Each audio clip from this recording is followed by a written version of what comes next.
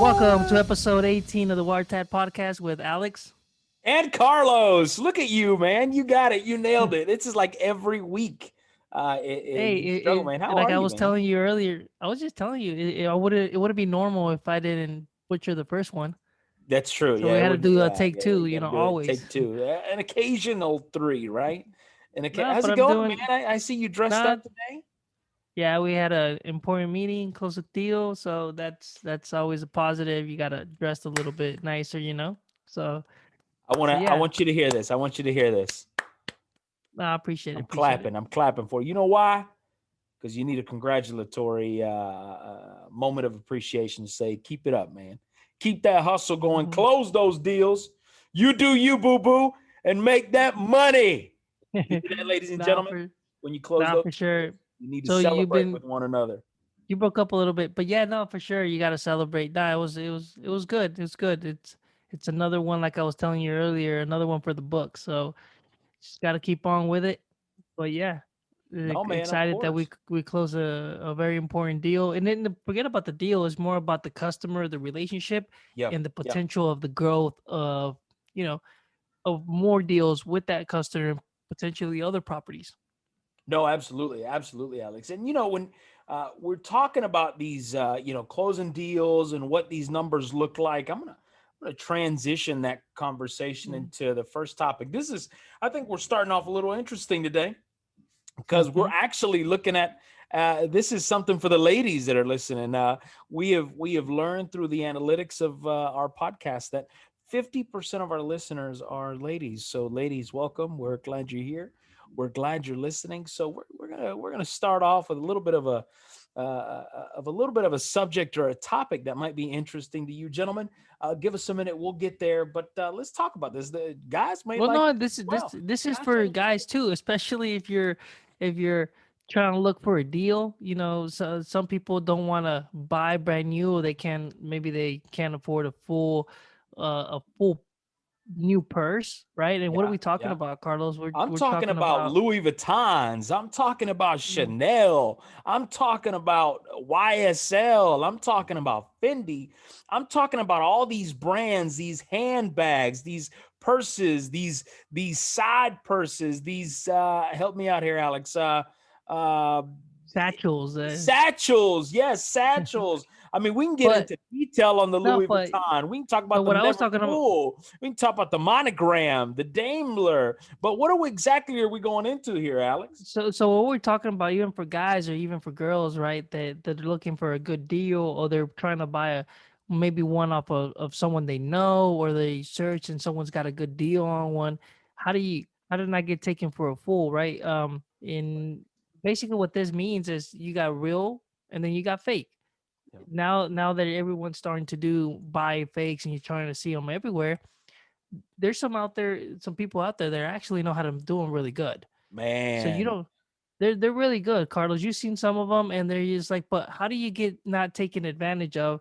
And basically, we're gonna touch a couple little spots. And one of the things that I was looking is, I don't know if you know this, Carlos, but the Louis. I mean, I'm sure you do because you're also into it a lot. But um, the is made out of one canvas, right? One yeah, piece of man. leather. They One use piece like of very canvas. That's right. yeah, they use very high end And this leather. is specifically to Louis, right? You're talking about a Louis Yeah, Vuitton we're gonna with the talk classic mostly monogram today. placement. Correct, and it's basically one whole uh piece of leather, and you can follow it. So the other side's gonna have the LV reverse. Another thing That's that right. the people can spot, and we could probably you probably can pull one up too. Uh, Basically, if you start off the monogram, like say on the left, and it's like the half circle, for example, if it's cut off and you follow the pattern all the way, it's gonna end in the exact same position cut off. Because it's If one piece. Yeah, correct. And they basically make it symmetrical. So like if you're looking at a piece and it starts here, it's gonna end there, Yeah, right? yeah, Um absolutely. Absolutely. that's one of the things people can look at. Make sure, of course, the leather is gonna feel softer. It's not Always. gonna feel that hard leather Fake. Yeah, feel. yeah, yeah, yeah, yeah, yeah, Yeah, yeah. and it Tough. looks correct. And the one thing that I always notice is the vachetta, right? It's the leather that's when you buy a brand new, it looks very tan looking, very nice and clean. but over time it gets a little darker. It ages with time, and Yeah. that's a one key thing because fakes, they normally always stay that nice rich tan color, Yep. Yep. or they're dark like a fake age, and they never change color. A real Louis over time it changes because that's an actual real piece that ages with time. Yeah, it ages with time and it ages very well. You can get some vintage pieces if you wanted to do that. You can go straight to the Louis Vuitton store, get it brand new. But the reason I wanted to bring this up, it wasn't just for the ladies and content and what's going on. Alex, why I wanted to bring this is because the black market, man. Listen, I tend to do my share of traveling. And it's Hmm. actually funny when you meet these street vendors and they're trying to sell you something and they'll say, "Oh, Louis Vuitton for the young lady," right? They're trying to sell it to you. I don't know what that accent was, but just roll with me here. They'll Hmm. try to sell it and they'll talk about, there's tags. Look at the tags. Look at the tags. Yeah, The reality is there's no tags, right? There's no tags. If anything, there is a tag inside the purse, which is a code. That code is connected to a month that it was made in and a year that it was made in. So depending on how it's it's actually placed imprinted. Yeah, I was gonna say no. It's actually imprinted in the bag, in the inside, in the tab. inside, yeah, in the liner. Sometimes it's hidden. Yeah, sometimes it's hidden. You can tell by the how deep, That's right. because everything's uniform and it's the same kind of depth on there. And just like you were touching, but what I've seen is like street vendors and stuff like that.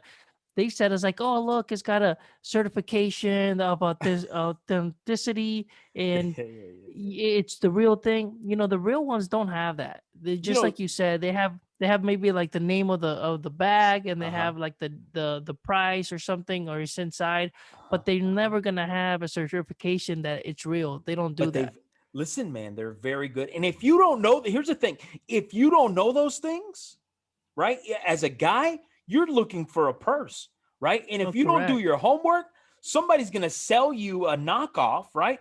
And if they're smart enough to sell it to you, you're going to pay half price for a knockoff, which could run you between what, $700 to $1,200, depending on Mhm. what you're buying, right? I mean, there's some greater amount. And the thing, There's some and the thing expensive to know, bags for sure I out was there. gonna say, what I was just gonna say, Carlos, is let's just say a bag is, say just this particular bag is twelve hundred Yeah, dollars, yeah, yeah, yeah. and someone's got it for $850. People It's got to very true. understand that these, with the time and the year, they tend to go up, not down. No, they do That not go down. That's right. That's So right. if you're noticing like a deal and you say, well, normally this one's 1400 and they're selling it for 750, that's red flag number Wake one, up. right? If it's not Now check someone it that out. It you could be ripped. It could have some damages. It could have some wear. That's a different story, right? Well, and another thing is to look at the stitching. We didn't even mention the stitching, but That's true. they're very particular about the stitching. They make sure that it's nice and heavy. There's no like strings falling off. You're never gonna see that. Yeah, check the In handles. the handles, there's five indentions of stitches going across the top. It's kind of like shoes. You got to look at shoes, like Nikes and the Jordans of the knockoff and the stitching. Same thing with these. Of course, some of them have fake gold on them when Louis uses real gold plated or brass. Yep, So that's yep. one thing to look And it at. doesn't tarnish, of course. Yep. You So know, the reason I wanted to bring this up, and I was mentioning this earlier, is because the black market right now, and this is a business piece, guys, is the black market is so saturated that in 2019, black market sales of purses, whether it's Chanel, whether it's LV, you were looking at 700 million. I'll say that's that a again. lot. $700 million. That is almost $1 billion industry within the black market of purchasing something that's considered a replica, right? That's a huge markup for those that are looking into the black market and are trying to sell that, could be purchasing it at incredibly low numbers, then flipping it for maybe 3, 4, 5, 600%, and it's a replica. But another piece that I wanted to bring up, Alex, I don't know if you're aware of this, but recently in 2021, Louis Vuitton, Chanel, and YSL. I don't think the Fendi brand got a little bit of that. I know the Balenciaga did. They encountered a 2 to 5% increase. Did you hear about that? Not the 2% increase. I couldn't see why. I mean, a lot of people but man, the lines were like super long in the Of LV course. store. Man, they were like super long as well. There was people in there. I mean, it was crazy down in Atlanta, down on one of the main stores. The lines were way out the line. I mean, there was just Yeah. people coming in and going. I can see why the numbers were up. Oh, of course, of course. Then after you finish shopping at the LV, you just go across the street to Phipps and buy something at Tiffany just for the sake of it, man. Just to complete the package, right, Alex? So I wanted to bring that up, Alex, because and this wasn't a piece for content for everyone on how to spot specifically just the bag that had some problems, but also bring in the finance piece where look, you gotta watch out what you're buying, right? Ladies, that includes yourselves, because there's some guys out there that are walking these streets and are looking at your bag and saying, "Oh, you got a fake." We can tell, right? Mhm. As guys, we can tell. But not only that, it is incredible what has taken place in the black market when it comes to these replicas, man, and how identical and how incredibly good these guys are becoming at looking at those details and reading these articles and watching these videos, right? To really figure out what Louis Vuitton or what Chanel is doing so they can copy, right? And they can duplicate, because the better the bag, the better the quality, the higher the price. Does that make sense? Yeah, but you know what? One thing is they're never gonna be able to match because one is concentrating in quality versus the other one's also concentrating on numbers, right? Of They're trying course. to Of just course. do the how fast they can get these bags out there that look identical Identical, yeah. and still make a profit. So there's gonna be a lot of inconsistencies from the real ones just because the real ones, like we said, the craftsmanship is extra versus the other ones are kind of just going and boom Now, getting do them you out know? there. Are you aware, Alex? I don't know if me and you had this conversation at one point, or maybe I might have said this on the show. But do you know the Louis Vuitton business model? Do you know about their business model? You mean about like when they saturate the market, they pull them out and they Yeah, get they rid of them? make us. Yeah, Yeah, in order for them to remain competitive, number one, right? In order for yeah. them to keep Sorry. their value, in order to avoid depreciation, they have a set number, right? They have a set number of model of a bag that they will push out, that they will disperse throughout the world, throughout the country, and they will ship out a certain number. And once they hit that goal, they're done. I don't know if you've ever been Mhm. on the website. If you get on their website and you're looking for a specific bag, especially the Speedy, man, that Speedy is so popular. But if you get on there and you're looking for one, you will find that a lot of them are out of stock. And some people think they're going to come back. They won't come back because they've got to make sure that they retain the value of not only the brand, but the bag itself. So, when it comes to these economics and you're looking at these bags, and I know the government is pushing money out and people are going to these stores to buy these high end luxury bags, I'm going to say to you, think about the depreciation, right? Think about the increase that had just occurred, right? That 2 to 5%, whether you're looking at Chanel, whether you're looking at LV, whatever the case may be, at the end of the day, guys, you got to keep in mind that there's two different markets, right? There's two different markets. Which way are you going to go? And the way I see it is if you can't afford a real one, listen, if you can't afford two, as I've always said, then you can't afford it. So be careful what you're wearing, ladies. Be careful what your But if man you is really, buying you. you know We're trying to what, hook like you up, guys, if you're listening now. What was that, Alex? sometimes if I was gonna say if you really want one, sometimes in you really want to splurge on yourself, there's nothing really wrong with that. I like there's some implications and you should really watch what you're doing. Yeah, right, But I believe that if you really want one, like don't buy a fake one just to try to sport one. I would save right, more money right. and actually buy the real one instead of somebody looking at it because you can spot them, you can really tell, We can and you spot it, know, and we're guys yeah, especially women that actually have the that real ones know and it. they Yeah, have that's a right. couple of them. They know exactly. You can even see them from far away. Sometimes you don't even have to examine them because just the way they move or just the natural like Carlos, like you seen them, right? Like because you actually your wife owns and some and stuff. You can see how the leather is more smooth. So sometimes from a distance, you can spot somebody and it looks kind of like I said, that hard leather style. And you can immediately tell that they're fake. And another thing that gives it away is, like I said, is the vachetta leather Uh-huh. that Uh-huh. you can really tell that they're fake. So I would just say if you if you don't want to be one of those people, just maybe save a little bit more, save a couple of presents, be like, hey, give me some money, I want to buy me something special. Uh-huh. So Uh-huh. Uh-huh. No, I listen, Alex. I look at these things, and for me, like I've always told you, I tend to I look at certain things that are coming out, certain things that are said, but I always think about the economics, right? I always think about the mm, finance part, especially when it comes to personal finances or just the market and market share. But speaking of market share and speaking of market highlights, did you recently catch the highlights that came out in Warren Buffett's letter to the shareholders for 2021? Have you caught any of that, Alex? we yeah, we looked a little bit, and I think we talked a little bit off air about it. Warren Buffett is The and goat. yeah, we've said it before. He's the Man. man. He's the man with strategy. He doesn't believe in going out there and just trying every type of strategy or trying to follow these trends of people putting money into something and then see if you hit it or not. Because then what does that consider? You're gambling in the stock market versus the way he's saying those people are not investors.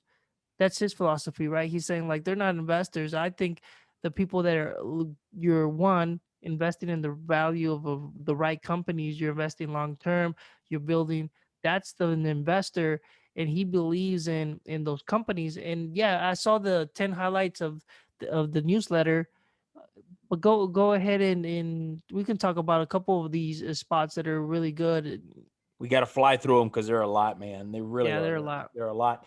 And we're not going to go through the full exhaustive list, but number one is we talked about this in the past couple of weeks. And this is where I read from that it made a whole lot of sense. After I did my research, I read what Warren said. I did some research and it made total sense, man. The first one he talked about to his shareholders is that you need to buy and hold. When it comes to buying and holding U.S. stocks, that don't buy any bonds right now and focus on private equity, right? Rebalance your portfolio and drop your bond hold, right? Drop it down, increase in private equity and focus that way. Because I mean, honestly, right now the government is not increasing any rates. They're not really making money on these bills, on these notes, of course. So again, rebalancing the portfolio was huge. And I guess I think what I'm going to do, Alex, is hit the big ones for me. Yeah, He just talked hit the about big his ones. four, right? He talked about his four valuable Or businesses within Berkshire Hathaway is the insurance, right? And if you Mhm. and watch this, I'm going to call all four out, Alex. And then when I call all four, you're going to realize, okay, it makes a lot of sense. The first one he focused on was property and casualty insurance. The second one he talked about was the railroad. The third one was Apple, and then fourth was the energy approach that Berkshire's. Why does he focus on these four? He's not saying this, but I could tell you why. Because they're sustainable, right? Mhm. Insurance didn't go anywhere, right? Nope. No one, it didn't go anywhere during the pandemic, right? It was No. Yeah. pandemic proof. The railroad, did that close down? Absolutely not. That was pandemic proof. Apple, did that Mhm. close down? Absolutely not. That was pandemic proof. Energy, right? When it comes to energy, when it comes to solar, when it comes to all that he's doing, and he's actually in some point at some place, he's actually involving utilities for some cities, man. Is that going anywhere? Absolutely not. So all of these are I, sustainable if you really look at those, Alex. I mean, if you think about it, dude, the energy sector in this is one thing to look out for, guys. If you guys are trying to invest in the electric market of vehicles, Yeah. it's on the rise. I think 2 to 3 years from now, you would see that a lot of these companies GE announced. I think they're gonna try to go all electric vehicles. They of the new the new models coming out. There's a lot of companies that are they're seeing what Tesla's doing and where it's going, and they're starting to heavily invest in like Volkswagen is another one. You got Ford doing it, and you got because over a long time period, it costs you an average of 4 cents a mile versus 53 cents per gallon per mile, right? So Absolutely. what it's doing is and of course you don't have oil changes, you don't have any of that stuff. You do have a maybe the battery issue, and I don't know how we're gonna go overcome that issue later down the road. But what I'm trying to say is, going back to the energy sector, it's gonna get boosted because a lot of people are gonna be consuming more energy because of the cars. So it's very interesting. And look, don't just look at the companies that are. I was gonna say, don't look at the companies that are basically just the car manufacturers. Yeah, You got to look at the companies behind the car manufacturer that are supplying, because you would be surprised how much money you could probably make investing in the companies that are providing some of these other components to yeah, make the cars work. of course, of course, of course. And I didn't So want to. I don't want to change the subject from the newsletter, but I think that's why it's important to note that energy, Berkshire Hathaway is energy is he's invested more money. He's actually went back and bought more. I think 5% of repurchasing of shares in 2020. That's $9 billion. yeah. No, isn't it what 24.7 billion or something? I thought I Is saw. there Oh no, no, no, repurchase? that was in the fourth quarter. Yeah, my Yeah, apologies. for Yep. sure. Yeah, so you're talking about a quarter. I'm talking about just an Nuts. overall. Is 24.7 they spent on rebuying 5% of the shares, outstanding shares out there. So why does that matter? And we'll talk a little. Actually, let's go ahead and break it down now. Why is it important when a company buys back their shares, Alex? That means they believe in their company. That's the Uh-huh. number Uh-huh. one thing that sticks out to That's me. right. That's Because right. if you don't believe in your company, then why would I want to like? No, I'm trying to sell a couple more, right? Just Right. keep Right. Kind control of of the like we company, but talked about sell. Amazon, Yeah. right? Why did he sell all that? Something was brewing, right? Well, he's got a different Uh-huh. motive, right? Uh-huh. He's Uh-huh. trying to create that his space or rocket That's right. That's right. program That's right. that we talked about. This in particular, when the company buys back their own shares, is one, they're trying to make the company more stronger. They're trying to Their regain value's gone leadership. up. Yeah, their That's right. value's going up. They believe in the company is going The to be more stockholders get successful, bigger earnings. Yep. Yep. bigger earnings. So all that's very important when you're noticing a CEO buying back shares in his own company. Yeah, yeah. Now listen, this isn't very sexy. I guess I can use that word. The last one that he talks about is one that's very interesting to me that really sticks out to me. And you guys are probably wondering what that is. What sticks out to me is the last one, number 10, where he acknowledges. Here's the thing, he acknowledges, he actually recognizes and says this publicly, that he acknowledges that he made a big mistake in paying too much for precision cast parts in 2016, which resulted in a write-off of $9.8 billion. So he bought, I mean, we can tell that it was probably metals, Mhm. right? Definitely a metals company. I haven't researched precision, to be honest with you. I don't know exactly what precision does, but what I can say is that he actually acknowledged this in a letter to his shareholders to say, hey, we recognize we messed up. We recognize that we wrote off 9.8 billion, and we're probably not going to be doing that anymore. So I'm very, listen, when it comes to the GOAT, I look at the whole picture, right? I look at the whole gamut. I look at everything that a CEO or a company does. And for somebody of this stature, of somebody with this level of influence to put in their shareholders letter to say, hey, here's all the good stuff we've done. Here's some of the positions that we've got. Oh, and by the way, we also messed up and we want to acknowledge that. Dude, that's big. So Huge. check this out too. One that sticks out to me is he praised Apple's basically share buyback, that they also increased their stake from 5.2 to 5.4, which is an Yep. Apple investment worth of 120 billion at the year end. He explains to the shareholders the benefit of buying back both Apple and his own shares, Berkshire, right? Yep. He expressed the importance of buying back because they're both strong, basically companies that are not going anywhere, just like you mentioned that they're recession proof. And not even that, they're just strong companies that are not going anywhere. No, no, no, no, So no, no, that's no. important to note, that if he's buying into Apple, is I hold Apple personally, and I don't see it going anywhere. I'm buying more as I go here Yeah. and slowly building more and more and more in my portfolio.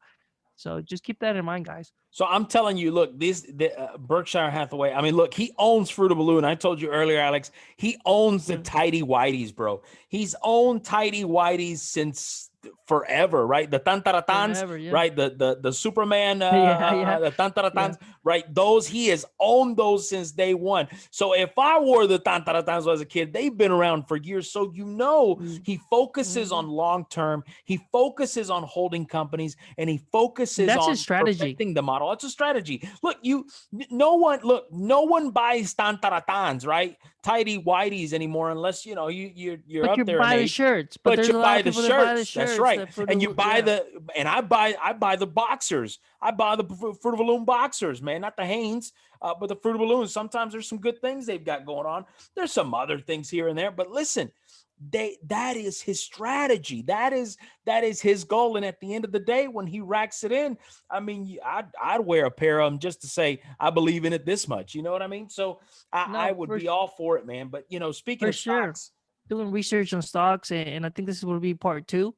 yeah, yeah, man. Is that where you were going? Yeah, man, I was going there because talk. Okay, so talking about Berkshire and talking about Warren Buffett, it gets us into the piece of how do I buy a stock? We talked about this the past couple of weeks. Hmm. What am I looking for in a stock? And we shared with you two specific items, right? We wanted you to determine what you're going to invest, meaning how much you're going to invest into the market, and what you're going to invest in. Well, today we're going to look at a couple more, and the first one I want to talk about is examining those company reports. What I just Carlos, talked about, yeah, Carlos, man. before you jump into it, I just want to Yeah, say we also talked about opening your account. We talked about a couple companies that you can go in. Guys, yeah, if you haven't yeah. done it, I really encourage you to go open one. And like I said, Put some go money in open. there. Yeah, just go ahead and don't wait till you have 1,000. I know Come Carlos on, wanted you to have 1,000, but do just it. start buying stuff. Go Yeah, ahead. just do it. So I just Just want do to it. encourage you. If you haven't done it already, Go go ahead, ahead. go open up the account. Don't be scared. Do it. So Yeah, go man. ahead, Carlos. So, and not only that, here's the thing. We talked about Warren, and in this letter that he writes to his shareholders, he's basically saying, "Look, let me tell you about the company report, right?" So, what we want to talk about today is a couple of them, and one of those is examining the company reports. When we talk about examining a company and looking at their reports, I want you to look at what are their revenue streams, right? What are their income sources? What is it that's bringing cash into the business? I don't want you to look at what they're spending on. No, no, no, no, no, no, no. Focus on what's coming in, because then you'll be able to see what's driving the revenue, right? We talked about Apple last week. Hey, Apple, what makes most of their money? The phone, right? If you break down the company's revenue and you look at their revenue models and you look at their revenue streams, you'll see that their phones is what makes their cash. So in their company reports, look at their company reports. They're public, they can be seen. You could even Yeah, log on and watch the company updates, right? You can I was watch gonna say live shareholder meetings. Yeah, man. no. Yeah, for sure. What they tell you is how they make the money, what risk the business is facing, That's right. and the company's trajectory. Like you Where were they're pointing going, out. where they're Yeah, going. Yep, yep, yep. correct. And dude, and like you said, their 10K filings and their annual to the SEC, like just like you were mentioning, they're public. Most of them I actually got a couple letters from from I'm almost You want to it's make like sure you get these it. guys have their ducks in a row. Yeah, you got annual reports that tell you like what the shareholders are doing. This is one from Valve that they send me to see you know how do these people are there, who's going to be the third party audit.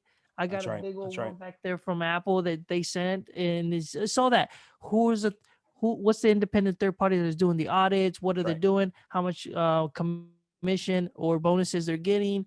You can see what the source of the income, all that good stuff, man. Yeah. I Yeah. encourage you guys to look into them. And look at the risks. I'm going to say, as great as a company may be in bringing cash in, guys, look at the risks, right? Evaluate. Do they have a crazy CEO, right? When it comes to their research and development, their R&D, are they overspending? What's their future look like, right? What's their 10-year strategic plan look like? Think about those company risks and really evaluate, is there potential for my money to be, honestly, either made or lost, right? So again, consider those potential risks that those reports may mention or may not mention, but always think about those things. Think about the competitors, right? Think about market saturation. Think about how quickly that ROI is taking place when someone evaluates a specific product. So look at those items for sure. Alex, I know you wanted to talk about reviewing the financials, which are incredibly helpful for sure, right? Yeah, so reviewing the financials, you could see like their net income. Basically that what that does, it tells you what the company's net income is in their profitability What they're of what they're taking home, doing. right? Right. Yeah, What's their gross earned? Yeah, yeah, yeah. yeah, correct. So you're minusing expenses, taxes, investments, and so on. It basically tells you what the company is gain or loss at the end of the year. And with the financial reviews, what the what the PE ratio is, which is price to earnings.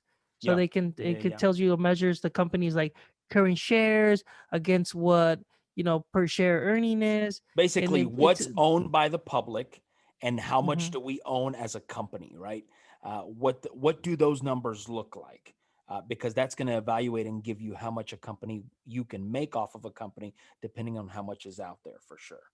Sorry, Alex, I didn't mean to No, no, interrupt. you're fine. You're fine. That's good stuff. And then basically their return on equity is it's just another important to measure how the company financially is doing. If it's a company that looks like they're in the right trajectory, or if maybe you want to avoid that company. That's I mean, I don't know if you want to elaborate a little bit more on that one, Carlos. On the returning on the equity, listen, you at the end of the day, if you break that down, what am I getting in return when I invest in this company? Right? Evaluate those numbers. Usually you can see that in the snapshot. Anytime you look up a ticker, you can see what the return on the equity is going to be. You can look at what your earnings look like. You can look at what price to earnings look like as far as the ratios are concerned. I mean, it'll give you a breakdown of the dividends, whether that happens on an annual basis, on a monthly basis. It'll break those details down, but you gotta know that if you're gonna invest, don't just focus on the ticker value and what it's gone up by, right? Also look at the bottom piece, right? The snapshot that gives you the details on the return on the equity itself. And then the last one, you kind of already mentioned the last one for this segment of this show, and then we'll continue with the rest ones for the next one. Yeah, Is you talked about the how crazy the leadership is, and we mentioned before how some particular leaders of a company can say certain things that are drive up their stock or drive it down, yeah, and you want to take a look at that. So it's important to look at the leadership, and for sure. it's not always about what they say. It's about their actions as well. Because Mhm. sometimes you got CEOs that are not that outspoken, but what happens is they have different things that will raise red flags. They have different policies that maybe are not evolved, or maybe they haven't evolved in today's world and how the world views, and Yeah, maybe they're stuck in this antiquated thought process that is driving the company down, because yeah. they're not hip, Their they're not into ideas. the new stuff, right? That's right. So That's right. they can potentially make the company not successful. And those are things that I think I would look into, is like who the CEO is, what the leadership says, where are they going, and base it off of that. So not just, you got to look at all those things that we mentioned before to know, hey, do I really want to invest in this company? And if the answer is yes, then go for it. If the answer is no, or I'm not too sure, maybe do a little bit more research or hold off on buying that particular share. No, absolutely, Alex. I would say that anytime you invest, these items that were given to you, look, there's more out there. Honestly, there's more out there, but I believe that these specific items of conversation are incredibly valuable when you're about to invest into the market, man. I'm all about it. I think about it all the time. And when you look at value, man, there is this guy. I don't know about you, Alex. Are you? I think you told me you spend more time on Hulu, or is it you spend more time on Netflix? Which one is it that No, you I spend more mean, I time on? actually spent a little bit more time on HBO Max, but um Okay, the between moments. Netflix and Hulu, who do you spend Well, more? no, here, I was just gonna say the amount of time that I have to actually sit down and watch TV for a little Yeah, bit. It it's I try to bounce honestly between all of them. I yeah, I, I get Disney Plus, yeah. basically Netflix, Hulu. Hulu is not really my go-to just because they Okay. don't really have a lot of movies, and I Uh-huh. can't Uh-huh. really. There's so many shows out there that are probably good, but Uh-huh. I can't dedicate myself to go into a show because there's so many seasons or and you know, and I want to know a story, so I try to look for movies where I can just Yeah. an hour and a half and I'm done. But Well, let go me ahead, tell you Carlos. about this. Let me tell you about this one. This I need you to go to Hulu. Well, actually, Mhm, for those of you that are Netflix fans and not HBO Max, unlike somebody in this call, uh, mhm. uh, when it comes to looking at or watching, look, I try not to watch too much TV, but I like to watch good TV, good drama, Yeah. good So, writing. I love good writing. I'll tell you right now on Netflix, I'm watching Startup. Have you seen that, Alex? It's oh, advertised. I did. You I got did see it. I read a little bit gotta watch. about the. It's so Uh, good. is it So good? fire. It's so fire. It really It's is, man. about It's I really saw good. a little bit. Basically, it's about a F, no, an ex-DEA or a Uh-huh. federal agent or something Federal with a agent. Yeah, drug yeah, yeah. dealer and some other Uh-huh. stuff, and Uh-huh. it's how to like look at the city. Like I just watched a little bit of the The trailer of how the to crazier conquer part, business. it Yeah. hits it's gonna hit your juices, man, because it's all about crypto. This girl has written the code for cryptocurrency and they're starting up a coin. So you definitely want to get a chance, But but I'm there's not a couple talking others. about that today. No, but listen. Okay, no. Before you start, just to Yeah. crypto, there's a couple on Netflix. There's like Money Explained, Oh yeah, yeah, or yeah. I Money think or explained. things on HBO. I don't remember now because I've been going through a couple of different ones. Yeah, and these But are man, all there's finance some. related, right? Yeah, there's all finance related, but there's a couple of shows out there that are talking about cryptocurrency, what it means, what this. But go ahead. Yeah, man. No, no, no. There's a lot of them out there. Look, I'm gonna throw this one in there. This has nothing to do with finance, but The Godfather of Harlem is incredible. Anyway, all right. So you get on Hulu, and there's this. We all remember the show Undercover Boss. You remember Undercover Boss? Yeah, I do remember that. Undercover Boss was a great show. We loved it. Everybody watched it, and then it kind of ran its time. I think it's because everybody knew what was going to happen, right? Everybody. Usually, when you watch Undercover Boss, you look for the juicy stuff. Now you look at, is he about to, or he or she about to It explode and say, it's "Oh, more I'm at about the the end of companies. the I show," think it's right? if you're interested in the company. Bro, it's all marketing. It's all No, marketing for these I know, but guys. I'm just saying I look at it like it's am I interested in the company? If I'm not interested in the company, then I don't really care. Yeah, yeah, yeah, yeah, Like, yeah. you I know think that's a how good point. Absolutely, absolutely. I so agree. like say if I want to know how McDonald's is treating their actual factory employees, well let me see what's going on cuz I'm trying to see something else in relationship to how the CEO or whatever. So it's not something that I think holds a lot of like viewer attention. Yeah, I don't think it does anymore as much as it did in the Mhm, beginning for sure. And I think mhm. that's what happens nowadays is a lot of people do what you do, Alex, right? They'll look at it, oh, I don't really know that company, or I know that company, but it's lame. I don't really want to watch it, right? But you could actually learn some things. You can learn some things from a lot of things, especially even Shark Tank. You can learn some things. But there is this Yeah, show I on like Shark Hulu. Let Tank. me get to it. Let me get to it. I'm sorry. There's this show on Hulu, man. There's only one season. I don't think it was very popular, to be honest with you. And I think it's because, I don't know, I think it's because they took the phrasing of undercover, right? And we're like, people are like, I don't want to do that. This one's called Undercover Billionaire. It's this random guy who is a billionaire. Honestly, you look him Mhm. up, he really is a billionaire if you look him up today. And he starts with $100 and he's sleeping in the guy even got cancer after the show, bro, or before the show. He had just finished getting cancer treatment. It was a mess. um, but he starts off with $100. Now look, it's TV, right? You have to ask yourself how much of this is real, how much of this is not real. But You got everything me you on the edge get, here. You got me on the listen, edge. So everything you get, bro, is raw. It is so raw. It is so not edited. And you can see how raw it is, how and basically proves something. And this is what I'm going to say to every one of you. And this is something that such a great point, that the American dream is alive. Homeboy goes to North America, of course, the United States, but he goes north. He goes towards Michigan, right? Where the steel business has impacted the community, like Detroit. It's like that area where it's really suffered, right? Those type of towns that have struggled, that have gone through the Great Depression and just couldn't bounce back, right?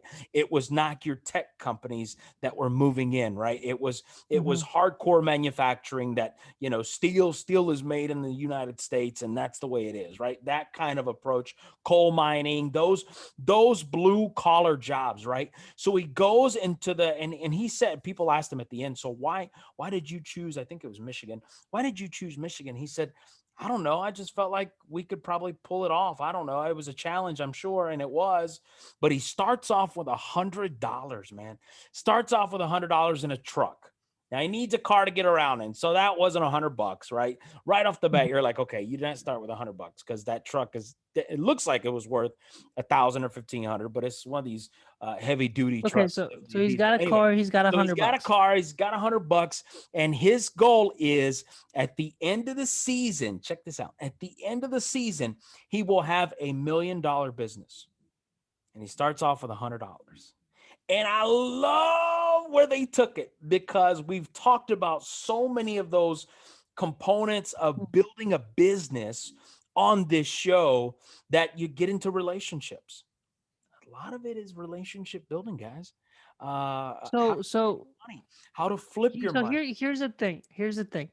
I'm not There's gonna that I'm thing. not Uh-huh. I'm not gonna dispute that maybe he does it all legit or not, and I have to show. I probably have to see the You do. show Yeah. or whatever. But here's the thing that I want to remind people: it's not that you can't start a company with $100.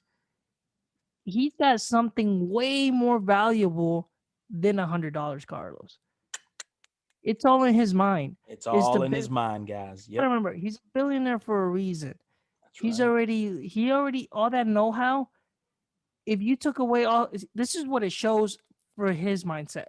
If you took away his $1 billion If you took and away you everything, if they bounce and you back. gave they can bounce back because they know the strategy, That's they right. know the mindset, they That's know, right. and that's what we struggle us us as people or common folk, right? Yeah. We struggle with the ability that we don't have anybody that teaches us, and this is why we're talking about it and just Yeah. in Yeah. there's wealth of information, people way more knowledgeable than me and you. Yeah. Um, they know way more about the subject Yeah. and they can probably teach them more than us, right? But Shoot, at the least he thing got is, $100.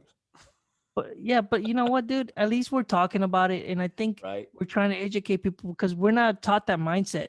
Here's the difference that like other cultures and I know right now we got the Jewish community and the other in Palestine and all that stuff, people Palestinians. Yeah. fighting and Yeah. the Yeah. Palestinians fighting. But one thing that I noticed is um dealing with people from that culture The is Jewish culture yeah, the Jewish culture is specifically, they help basically each other. Yeah. Yeah. yeah, they help each other, Sorry. but here's Yeah. Yeah. another Yeah, man. thing. They teach their kids from a young age that everything is possible with business. It shows like, hey, this is what their teachings are. We find out that hey, this is what works. This is what people tendencies are. This Yeah. is what doesn't work. This is how you make a business, and they teach their kids that way. And sometimes people want to hate on that, but it's our fault for not in our school system not teaching us the importance of the dollar value, That's right. how we can use it as leverage, That's right. and not fall into this workforce that we're doing in this rat race of paycheck to paycheck that most of us live in, right? Yeah. It's about teaching us, and that's what I want to emphasize. I know we got completely off topic about the show, but Again, way off, but go ahead. but dude, it's very important because his mindset, guys, it's what's important here. Can't take that Not the away. hundred, That's not the right. $100. It's this mindset that he can bounce back from $100, and I'm sure he probably made a lot of money It's great, from his man. business he It's a good created. show. Yeah, it's a good show. But Carlos, man, I honestly believe if you took away this guy's knowledge Yeah, man. and you gave him $1 million, he He'd would go probably broke. lose $1 million. See what I'm saying? He's got something way more valuable than money, and Yeah, this man. it's his teachings. It's his teachings that That's I right. think it's. And I don't know, man. It's and just listen, my that's I'll tell you this. I think the reason the show resonated with me is because I kind of got it, right? I Mm. kind of related to it. Like, okay, I see where you're going with it. And I ran with it. And bro, he does a phenomenal job. I'm gonna have to And watch it. I'm gonna you watch it, gotta watch Carlos. it. Listen, it's not a popular show, and I think it's because they used Undercover Billionaire versus Undercover Boss, and I think the undercover piece is what kind of blurred If they some would have said lines. it says a billion dollar comeback, or $1 billion goes broke, something Something, yeah. differently. Yeah, that's Billionaire what you. broke, right? Yeah, billions gone broke. I don't know, something, but I think that undercover piece threw that whole off, that I whole I thing. agree. And I'll I tell you agree. right now, the business that he built, okay, check this Because out. look, The business that he hold on, hold built on, hold on. is Check still this out. around today because I Check Googled it. this out. No, Yeah, but man. check this out, Carlos. So good. Yeah. Just to give you your point, just to give you your point, Yeah. is as soon as you said undercover billionaire, my mind immediately went to the show Of of the course. undercover boss. I know it did. So, I and, know it and you know did. what? And you know I what know it did? marketing. Of course. Yeah. And it did. It was just like I'm not interested in that. Yeah, exactly. Exactly. But now you talking about it, and it's a different. It's a totally different show. And I was like, okay, that's actually kind of interesting. Maybe I do want to watch it. Yeah, yeah. But you're And you right. said They you're on messed the up. edge of your seat. Yeah, they messed up on that name, man. Yeah, But they if you messed up. give it a shot, at first I was like, okay, this is cheesy. Like this, okay, you know what I mean? Like, all right, see if you could really pull it off. It's $100. Yeah. You know what I mean? It's that whole my father lent me $1 million when I was young. No. It's $100, man. And it does a fantastic job. And again, I think for me, it hit a lot of you guys that are listening. You don't know my whole story. Maybe you know part of it, maybe you don't know any of it, but I can totally relate starting from nothing. Yeah, As he had holes in the bottom of his shoes, guys. starting from literally nothing I and let him borrow my come doghouse up. at one time. I mean, you know what I mean? And I am grateful, man. And and You're it welcome, reaffirms, Carlos. right? I know, right? Thanks. It was a little tight, but you know what? Here's the best My part dog about appreciates your company, it. though. The best part about it is he's so right. The American dream is alive and well. And you Yeah. can't tell me that it's not. They can't tell you, Alex, that it's not. You got to make your own destiny, and I truly believe that. You got to make it happen. You know, I involve the big guy upstairs in a lot of the things that I do, but you got to be the one that moves forward, right? You got to be the driving machine. You got to get behind the wheel. You got to turn the car on. You got to drive it in order for something to happen. So it is a great show. So those of you that are listening, you want to learn a little bit more about business. I really enjoyed the show. I want to encourage you to watch it. I know it sounded lame at first because of the wording. I know it threw me off, but once I watched it, I was hooked. And I think they did a fantastic job. It's sad that they haven't done the second season. And again, I'll say it: the business the man built with $100 is still around today. Carlos, Still, have still you around, heard? and it's Yeah, not recession proof. It's not pandemic proof either. It's impressive. So I'm gonna anyway, watch it. I'm gonna have to give it a try, and yeah, just man. try to watch it slow. I can't promise you I could finish it, but I'll probably try to get like one or two episodes. Are the they long? first An the hour or first 30 minutes? they're about an hour 45 minutes. the first Yeah. the See, first I one can't. starts kind of slow, but stick with it because remember they're building the plot. It'll take me a minute, but I'll probably get around to it. But Yeah, what man. I want to talk about is, did you get a chance to see, um, the big banks are gonna get called to Oh, Congress to testify I've against been watching. Yes, it's so they're exciting. basically, yeah, they're gonna basically be talking to the committee about, They've already done it. They today yesterday was the last day. oh, okay, so I'm a little late, so fill us in then, because like I said, I've been working too much, and I haven't been able to catch, get caught up on a lot of Well, news going on. my fault is I have a television in my office. That's a problem because I watch CNBC a little bit too Ah, much. see, That's the I don't problem. have Yeah, it. yeah, yeah, yeah, I yeah. normally I'm just concentrating answering phones.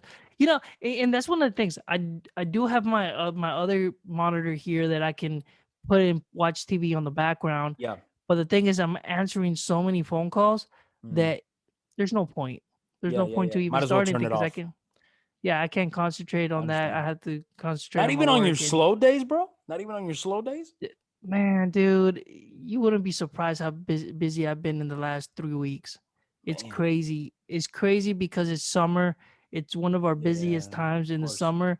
Everyone's gearing up because there's a lot of schools, a lot of stuff Of that course. are out, and people want to do build and do stuff. So, anyways, A lot of long capital story short, projects for sure. yeah, let us know. So fill me in then, because So I'm late on the news. So check this out, guys. So I'm gonna be very short because this could take a while, and I don't Hmm. want to bore you guys. But this week, check this out: big banks, J.P. Morgan, Bank of America, which is J.P. Morgan Chase, Wells Fargo. Your big guys in the room, right? The guys that you're like, geez, that is a level that I probably would love to be at because of the things that they're doing, the things they're accomplishing, and of course, the way their wallets are stacked. But this week, these big banks went, of course, the finance committee, let's just call it the finance committee, the finance committee of the government. So the government finance committee, these senators, which they're in committees, of course, that are governmental committees, they will bring in people like the big banks and they'll hold them accountable. And they'll say, sir, you play a role, you get money from us as a major bank, so you're part of this committee and you get evaluated, you get assessed, and it's public, so be ready. So I'm not gonna break it down completely, guys. If you're interested in watching, right, Alex, I don't know if you'll be able to find this audio. It's out there. You just got to go in and cut it and edit. I don't know if you're able to do it if you have the time, but if you're interested in watching it like me, it's a 3 hour piece, right? It's 3 hours, and I had to catch it in sections. It's on YouTube. You just got to type in "big banks versus congressional finance committee," and basically they're being grilled on what's going on in the pandemic and how the big banks, how they reacted, how they treated the American public. So let me give you an example of how juicy this is. Now, some of you may be thinking this is so boring, Carlos. I can't Hmm. believe I can't believe you watch this. I can't believe this is what you do for fun. I really do. It's lame, but it's so good. I'm going to give you an example. So, Senator Elizabeth Warren, if you guys remember Elizabeth Warren, she was running for president at this recent Hmm. running. And of course, she wasn't a finalist. She didn't make it to the end. Of course, we all know the story. And she is, of course, remains in Congress. She's a senator.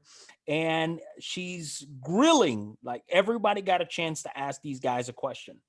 And there's a variety of questions, and this is the best part is when they answer. You've got some CEOs that could care less. You can tell you've got some CEOs that are very straightforward. I like Jamie Dimon with JP Morgan Chase. I really do. I think he's probably the one that outshines everybody because he's very outspoken, very direct. Really, a lot of people call him the animal of banking, and they say that once he gets out of banking, the world will be a safer place. That's how bad he is. But he's good, right? He's good in business, and what's fair and what's not, right? Yeah, you've got that dichotomy, and you have to figure out how much you admire and what you don't admire from this guy. But anyway, let Give me give us you the this juicy story. part. Yeah, I'm going to give give you me the the juicy juicy part, right? part. So Elizabeth Warren, right? Elizabeth Warren is saying, "Okay, hello, gentlemen, ladies and gentlemen," because the CEO for Citibank is on there. Oh yeah, I mentioned Citibank. She's on there, and she's a sharp lady. And she said, "Well, good afternoon. Thank you for being here. Let me ask some questions here. The first one's going to be." So, as you all may be aware, us in the federal government, when the pandemic first began, you all borrow money from us as the federal government, and we said to you all that we would waive any late fees from you. So, any loan that you have outstanding with us, anything that where we have done business with you as the federal government, we will waive any fees, and you don't have to worry about that. Now, my question to you, all of you that are here, is because we did that for you once the pandemic began, my question to you is how many of you did that as a bank? Waived your customers' overdraft fees and not charge them any overdraft fees uh, during the pandemic because people were struggling. Who did that, bro? Nobody moved. Not even one. I mean, you heard crickets, bro. And she says, okay, all right, I kind of knew that was going to happen. Let me ask you this. Anybody want to, oh, you know what? Mr. Diamond, how are you? I'm doing well, blah, blah, blah.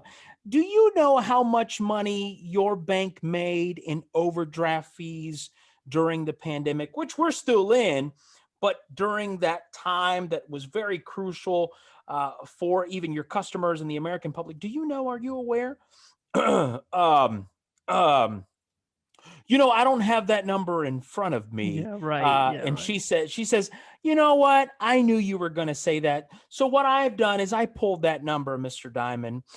You have made during the pandemic, you've made $1.5 billion in overdraft fees during the pandemic. Listen, Mm-hmm. Alex, I'm going to say it again. Point 1.5 five. billion in Crazy. overdraft fees that people had to pay while the economy itself is struggling. Suffering. Yeah, suffering. Yeah. And the government waived their fees for you so you wouldn't have to pay these incredibly large numbers in fees, which you would think as a businessman, if I'm getting treated this way, I need to treat those under me this way, right? You could almost get biblical with it because that's a story in Mm-hmm. itself, right? They didn't do that. She goes over to Wells Fargo and she's like, now, Mr. Blah, blah, blah. Do you know how much you made? I'm so sorry. Do not know. I don't have those.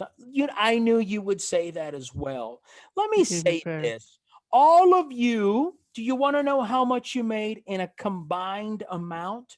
All of you, when we brought those monies together, you made a total of almost $8 billion in overdraft fees if you brought these accounts together. $8 billion.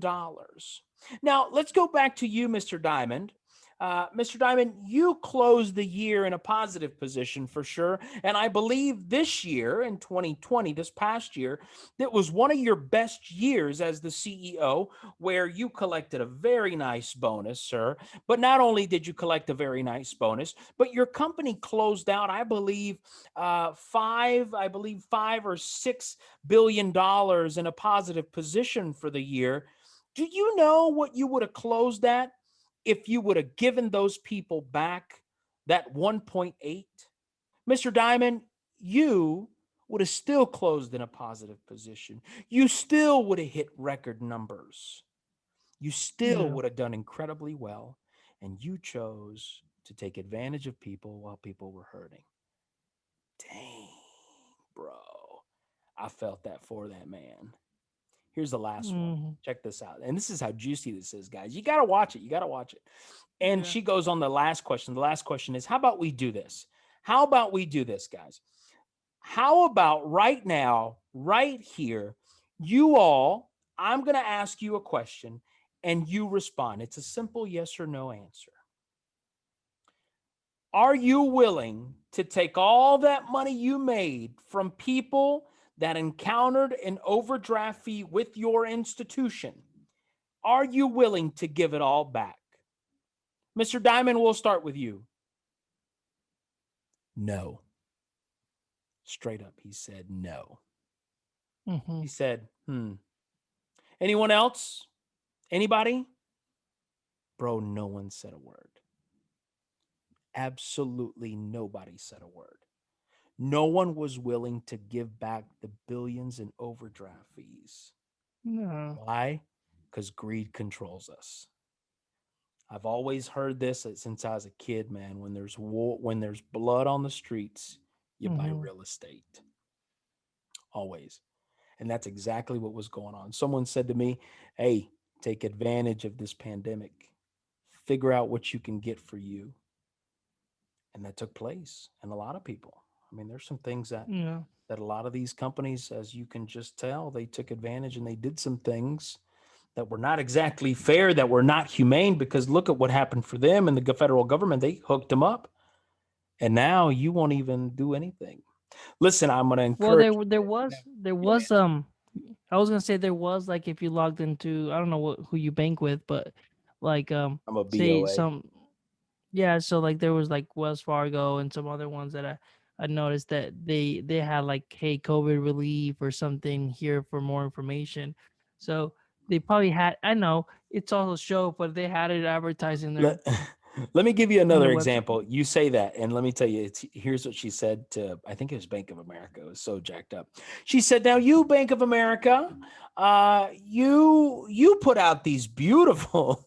She said, "You put out these beautiful ads, these beautiful commercials as to what That's all you're they doing. did. Yeah, what you're doing to help the community and give back to the community. Let me say something to your baloney."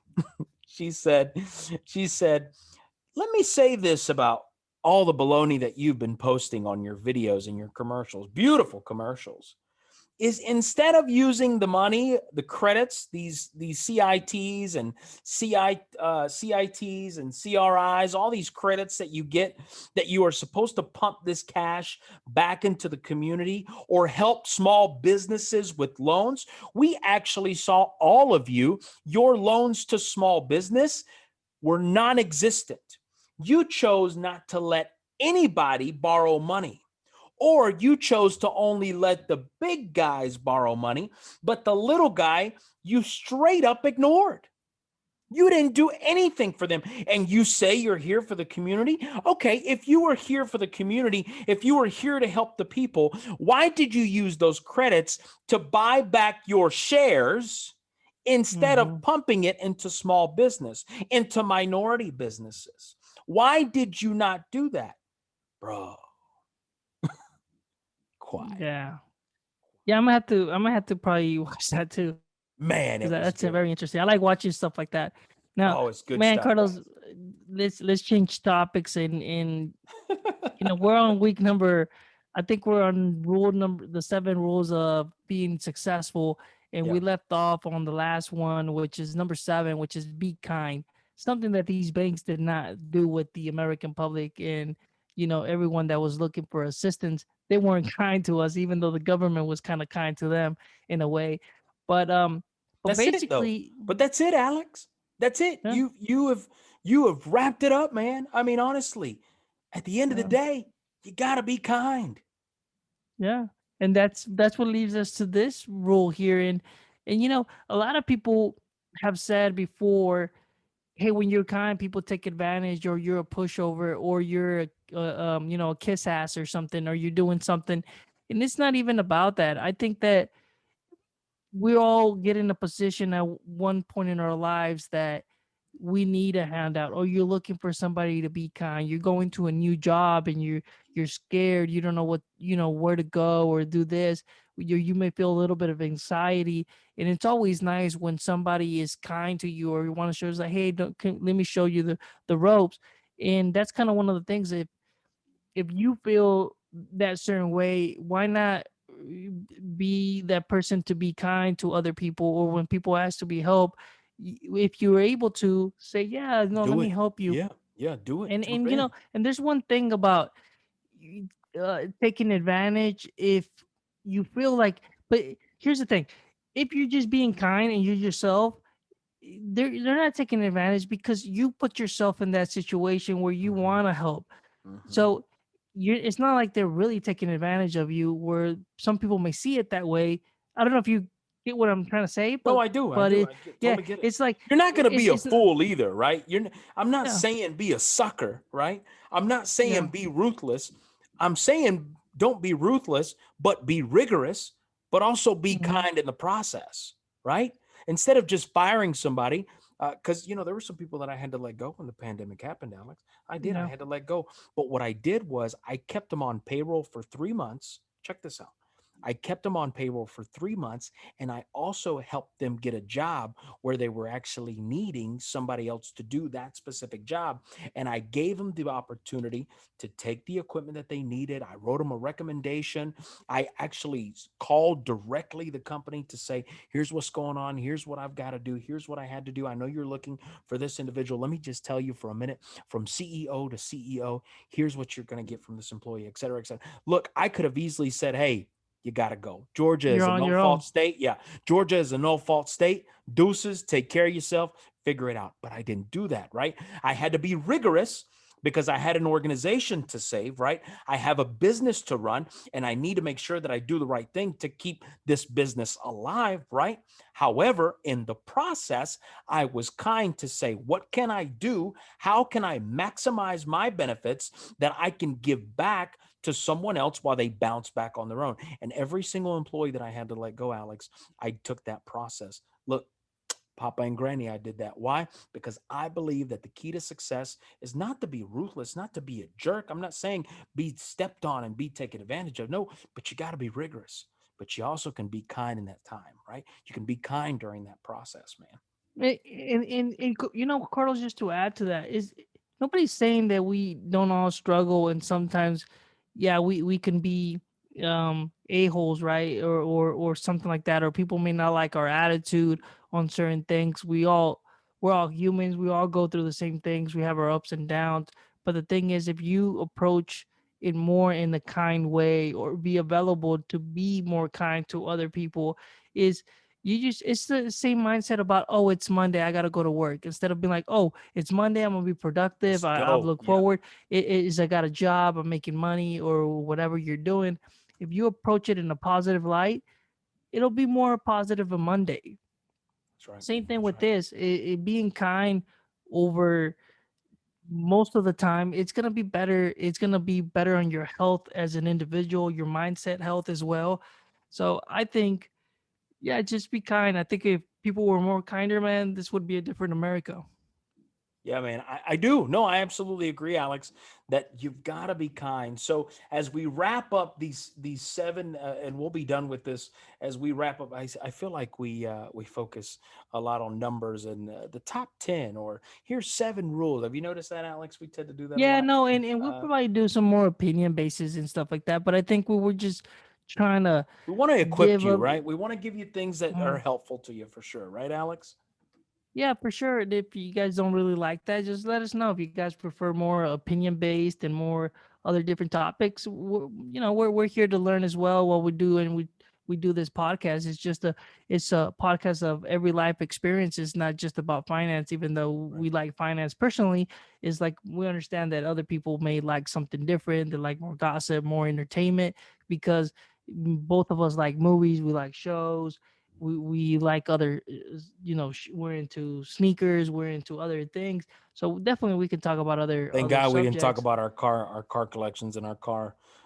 Yeah, Uh, we could probably love talk a for little bit of cars. the history about car clubs and stuff. Maybe for an episode we can actually maybe dive a little bit deeper into Maybe we it. might be able to do that. Yeah, man. Yeah, we Yeah, might be and able to just do that. maybe dedicate not the whole show, but maybe talk about a little bit of like 30 minutes or 15 minutes of particular stories, and kind of some of that, because it's really fun, man. I like talking about that. Maybe not too specific on some things, Right. Yeah, just to yeah, keep yeah, yeah, people. yeah. We don't Yeah, want to give you you keep. old times either, right? Yeah, no, we'll just keep some people private, because they may not want to share, because there's people around us that actually know who we are and stuff.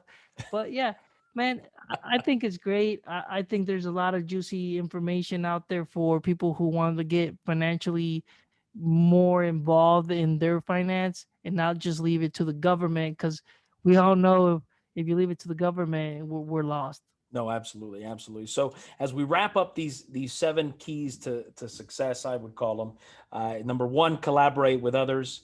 Never neglect. Choose possibilities, not problems. Do your self checks. Manage your time. Accept responsibility. And last but not least, it may sound cliche, but we just talked about it, is be Just be kind. kind. Gotta be Yep. kind. No, I do believe, as Alex has said, uh, if we were kinder, the world would be a different place, man. Go. No, so Carlos, I know from time to time you like to talk about small business, Yeah, and man. actually I don't know if you had one in mind, but I've actually got one that I can share. Yeah, There's a man, go for it. particular there's that particular small place. If you guys ever around Swanee area, there's actually two I want to shout out. There's one that's called Beto's Taqueria. It's on a little Órale, strip. Beto.